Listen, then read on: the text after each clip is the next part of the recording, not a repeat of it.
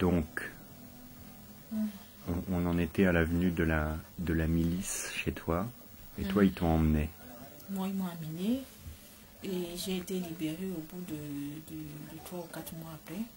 Tu as passé 3 ou 4 mois en prison. Les prisons, c'était comment? Oh, épouvantable. Il fallait que la famille paye pour que je sois... Dans la journée, on m'enlève dans les cellules, mais il fallait payer. Il fallait que la famille paye... C'est-à-dire que ceux qui ne payaient pas, les familles qui n'avaient pas d'argent ou Ceux qui ne payaient pas passaient toute la journée dans les cachots. Et là-bas, on dormait sur les planchers. Donc, les cellules sont... Je n'aime même pas en parler parce que ça me fait revenir, ça me donne... Ça te fait mal? Oui, ça me fait très mal. Cette histoire, je n'aime plus en parler tellement. Je veux faire le deuil de ça. Et c'est pour ça que je suis arrivée ici. J'essaie de tourner la page. Et avant, j'avais des cauchemars par rapport à ça. J'ai vu un psychologue qui m'a fait travailler tout ça. Qui m'a dit, bon, maintenant on tourne la page, on n'en parle plus. Donc, souvent, je n'aime pas revenir tellement sur ces moments que j'ai passés là-bas. Donc, deuxième période difficile, c'est toute la période sans papier. Ouais, et j'arrive encore ici, là, je trouve un autre problème. Et ici, quand tu n'as pas de papier, tu vis vraiment un affaire totale. À cause de la peur? À cause de la peur, à cause que tu ne peux pas travailler, à cause que tu n'as droit à rien du tout, tu ne vaux rien. Là, tu n'existes pas, tu ne vaux rien. Bon, c'est comme ça. Donc, si tu n'as pas le papier en France, tu ne vaux rien.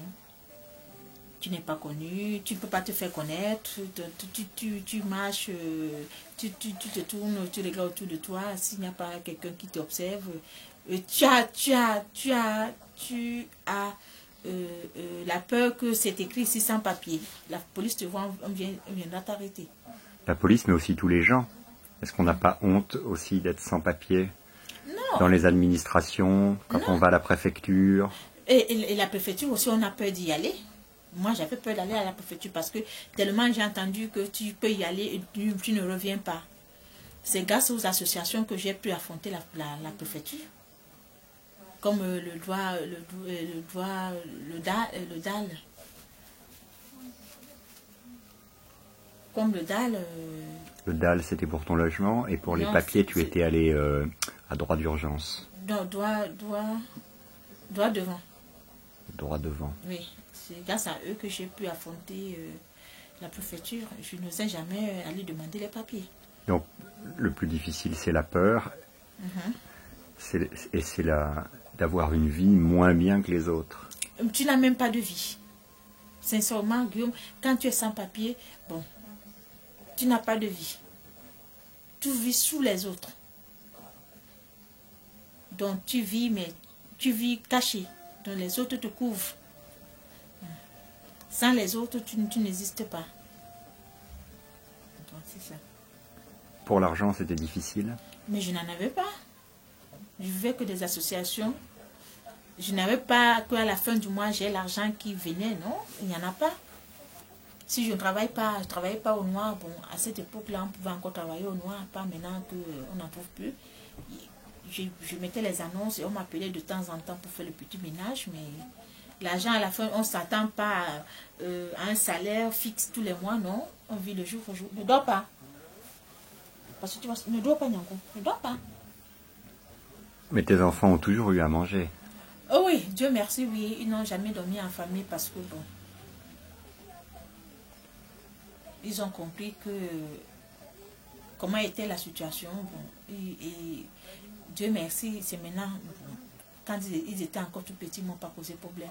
Parce qu'ils savaient quelle situation. Parce que j'ai expliqué et ils voyaient comment je me battais pour les faire nourrir. Bon, et je n'ai jamais eu de problème. Je n'avais jamais eu de problème à cette époque-là avec mes enfants.